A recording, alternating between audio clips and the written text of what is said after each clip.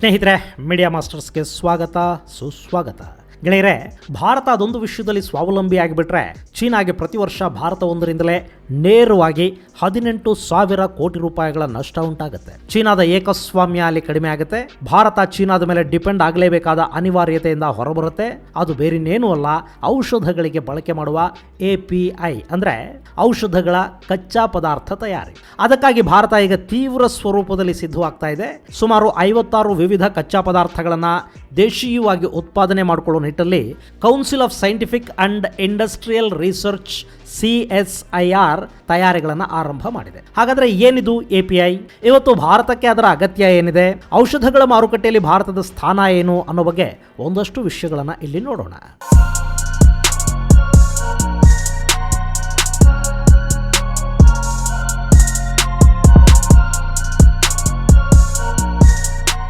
ಗೆಳೆಯರೆ, ಭಾರತವನ್ನು pharmacy of the world ಅಂತ ಗುರುತಿಸುತ್ತೆ ವಿಶ್ವ.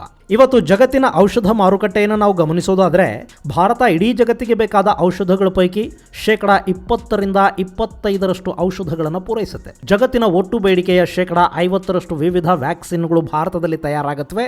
ಜನರಿಕ್ ಮೆಡಿಸಿನ್ನ ವಿಷಯಕ್ಕೆ ಬಂದರೆ ವಿಶ್ವದ 60% ಜನರಿಕ್ ಮೆಡಿಸಿನ್ ಭಾರತದಿಂದ ಹೋಗುತ್ತೆ. ಅಮೆರಿಕಾಗೆ ಬೇಕಾಗುವ ಒಟ್ಟು ಜನರಿಕ್ ಮೆಡಿಸಿನ್ ಪೈಕಿ 40% ಭಾರತ ಪೂರೈಸಿದರೆ ಯುನೈಟೆಡ್ ಕಿಂಗ್ಡಮ್ನಲ್ಲಿ ಬಳಕೆಯಾಗುವ ಒಟ್ಟು ಔಷಧದ 25% ಭಾರತದಿಂದ ಹೋಗುತ್ತೆ. ಭಾರತದಲ್ಲಿ ಸುಮಾರು 3,000ಕ್ಕೂ ಹೆಚ್ಚು ಫಾರ್ಮಾಸ್ಯೂಟಿಕಲ್ ಕಂಪನಿಗಳಿವೆ. 10,500 ಮ್ಯಾನುಫ್ಯಾಕ್ಚರಿಂಗ್ ಯೂನಿಟ್ಗಳಿವೆ.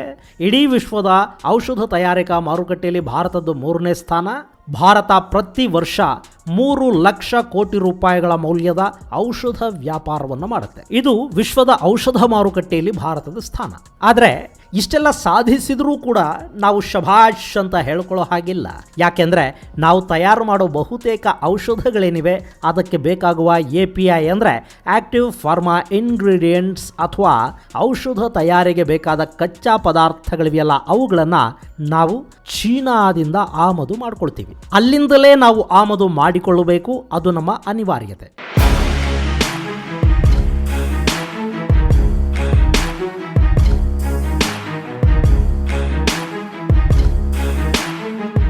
ಇಲ್ಲಿವರೆಗೆ ಭಾರತ 80% APIಯನ್ನು ಚೀನಾದಿಂದ ಆಮದು ಮಾಡಿಕೊಳ್ತಾ ಇತ್ತು.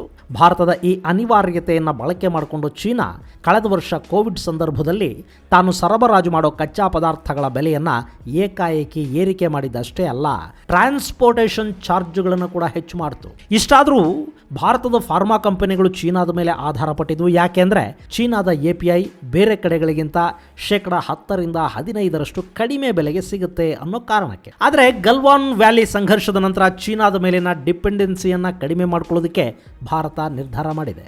ಈಗ ಚೀನಾದಿಂದ ನಾವು ತರಿಸ್ಕೊಳ್ಳೋ API ಪ್ರಮಾಣ ಕಡಿಮೆ ಆಗಿದ್ರೂ ಕೂಡ 60% 65% API ಇವತ್ತಿಗೂ ಕೂಡ ಬರ್ತಾ ಇರೋದು ಚೀನಾದಿಂದಲೇ. ಇನ್ನು ಚೀನಾನ ಹೊರತುಪಡಿಸಿ ಅಮೆರಿಕ, ಜರ್ಮನಿ, ಸಿಂಗಪೂರ್ಗಳಿಂದ ಕೂಡ ನಮಗೆ ಆಕ್ಟಿವ್ ಫಾರ್ಮಾ ಇಂಗ್ರೀಡಿಯೆಂಟ್ಸ್ ಬರ್ತಾ ಇದೆ. ಆದರೂ ಅದರಿಂದ ನಮ್ಮಲ್ಲಿನ ಬೇಡಿಕೆಯನ್ನು ಸಂಪೂರ್ಣವಾಗಿ ಪೂರೈಸೋದಕ್ಕೆ ಸಾಧ್ಯ ಆಗ್ತಾ ಇಲ್ಲ. ಹೀಗಾಗಿನೇ API ವಿಷಯದಲ್ಲಿ ಸ್ವಾವಲಂಬನೆಯನ್ನು ಸಾಧಿಸಬೇಕು ಅನ್ನೋದು ಭಾರತದ ಬಹುದಿನಗಳ ಕನಸು. ಆದರೆ ನಾವು ಭಾರತೀಯರು ಹೇಗೆ ಅಂದರೆ ಬಾಯಾರೋವರೆಗೆ ಬಾವಿ ತೋಡೋದಕ್ಕೆ ಹೋಗೋರಲ್ಲ. ನಾವು ತೀರಾ ಅನಿವಾರ್ಯತೆ ಅನ್ನೋವಾಗ ಮಾತ್ರ ಅದಕ್ಕೆ ಪರ್ಯಾಯಗಳನ್ನು ಹುಡುಕೋ ಜನ ನಾವು. ಅಕಸ್ಮಾತ್ ಈಗ ಭಾರತ ಮತ್ತು ಚೀನಾದ ನಡುವೆ ಸಂಘರ್ಷ ತೀವ್ರ ಸ್ವರೂಪವನ್ನು ಪಡ್ಕೊಳ್ತು ಅಂತ ಇಟ್ಕೊಳ್ಳಿ. ಆಗ ಚೀನಾ ಭಾರತಕ್ಕೆ ಆಕ್ಟಿವ್ ಫಾರ್ಮಾ ಇಂಗ್ರೀಡಿಯೆಂಟ್ಸ್ ಸರಬರಾಜನ್ನು ನಿಲ್ಲಿಸಿಬಿಟ್ರೆ ಚೀನಾಗಾಗೋದು ಬರೀ 18,000 ಕೋಟಿ ನಷ್ಟ. ಆದರೆ ಇಲ್ಲಿ 3 ಲಕ್ಷ ಕೋಟಿ ನಷ್ಟವನ್ನು ಅನುಭವಿಸಬೇಕಾಗುತ್ತೆ ಮತ್ತು ಭಾರತ ಅಗತ್ಯ ಔಷಧಗಳಿಲ್ಲದೆ ನರಳಬೇಕಾದ ಪರಿಸ್ಥಿತಿ ಬಂದೊದಗುತ್ತೆ. ಹಾಗಾಗಬಾರ್ದು. ಅಂದರೆ ಭಾರತ ಆ ಕ್ಷೇತ್ರದಲ್ಲಿ ಸ್ವಾವಲಂಬನೆಯನ್ನು ಸಾಧಿಸಬೇಕು.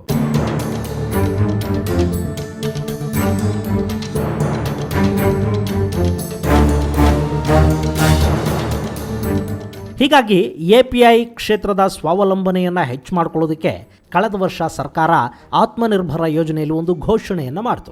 API ತಯಾರು ಮಾಡೋದಕ್ಕೆ ಮುಂದೆ ಬರುವ ಸಂಸ್ಥೆಗಳಿಗೆ ಇನ್ಸೆಂಟಿವ್ ಕೊಡೋದಾಗಿ ಮತ್ತು ಬೇಕಾದ ಎಲ್ಲ ವ್ಯವಸ್ಥೆಗಳನ್ನು ಒದಗಿಸೋದಾಗಿ ಹೇಳಿತ್ತಾದರೂ ಭಾರತೀಯ ಔಷಧ ಕಂಪನಿಗಳು ಆ ಬಗ್ಗೆ ಹೆಚ್ಚು ತಲೆ ಕೆಡಿಸ್ಕೊಳ್ಳೋದಕ್ಕೆ ಹೋಗಲಿಲ್ಲ. ಚೀನಾದಿಂದ ಕಡಿಮೆ ಬೆಲೆಗೆ ಫಾರ್ಮಾ ಇಂಗ್ರೀಡಿಯೆಂಟ್ಸ್ ಸಿಗೋವಾಗ ಇಲ್ಲಿ ತಯಾರು ಮಾಡಿ ರಿಸ್ಕ್ ತಗೊಳ್ಳೋದು ಯಾಕೆ ಅನ್ನೋ ಯೋಚನೆ ಔಷಧ ಕಂಪನಿಗಳದ್ದಿರಬಹುದು. ಹೀಗಾಗಿ ಈಗ ಸರ್ಕಾರವೇ 56 APIಗಳ ಪಟ್ಟಿ ಮಾಡಿ ಅದನ್ನು ಭಾರತ ಭಾರತದಲ್ಲೇ ತಯಾರಿ ಮಾಡೋದಕ್ಕೆ CSIR ಅಂದರೆ council of scientific and industrial research ಸಂಸ್ಥೆಯ ಮೂಲಕ ಮುಂದಾಗ್ತಾ ಇದೆ. ಅದಕ್ಕೆ ಸಂಬಂಧಿಸಿದ ಪ್ರಯೋಗಗಳು ಇನ್ನು ಕೆಲವೇ ದಿನಗಳಲ್ಲಿ ಆರಂಭಗೊಳ್ಳಲಿದ್ದು, ಮುಂಬರುವ 2-3 ವರ್ಷಗಳಲ್ಲಿ ಸಾಕಷ್ಟು APIಗಳು ಭಾರತದಲ್ಲಿ ತಯಾರಾಗುವ ಸಾಧ್ಯತೆ ಇದೆ ಅಂತ CSIR ಅಧಿಕಾರಿಗಳು ಹೇಳ್ತಾ ಇದ್ದಾರೆ.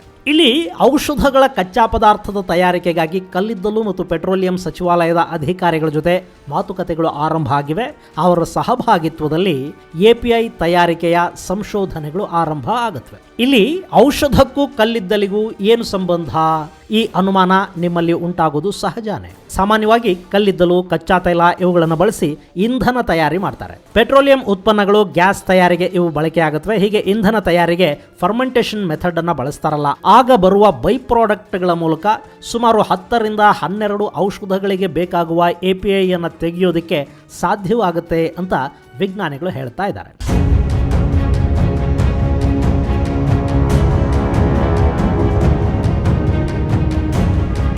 ಜಗತ್ತಲ್ಲಿ ವ್ಯರ್ಥ ಅಂತ ಯಾವುದೂ ಇಲ್ಲ, ಬಳಸೋದು ಗೊತ್ತಿರಬೇಕು ಅಷ್ಟೇ. ಇಷ್ಟು ದಿನ ನಮಗೆ API ಮಾರುಕಟ್ಟೆಯಲ್ಲಿ ಸ್ವಾವಲಂಬನೆ ಸಾಧಿಸಬೇಕು ಅಂತ ಅನ್ನಿಸಿರಲಿಲ್ಲ. ಯಾಕೆಂದರೆ ಚೀನಾದಿಂದ ಅದು ಸುಲಭವಾಗಿ ಬರ್ತಾ ಇತ್ತು. ಈಗ ಚೀನಾದ ಜೊತೆಗೆ ಸಂಬಂಧ ಕೆಟ್ಟ ನಂತರ ಅಲ್ಲಿನ ಕಂಪನಿಗಳು ಬೆಲೆ ಏರಿಕೆ ಮಾಡ್ತಾ ಇರೋದ್ರಿಂದ ನಮಗೆ ನಾವೇ ತಯಾರಿ ಮಾಡಿಕೊಳ್ಳಬಾರದೇಕೆ ಅಂತ ಅನ್ನಿಸತೊಡಗಿದೆ. ಹೀಗಾಗಿ ಪ್ರಯೋಗಗಳು ಈಗಾಗಲೇ ಆರಂಭಗೊಂಡಿವೆ.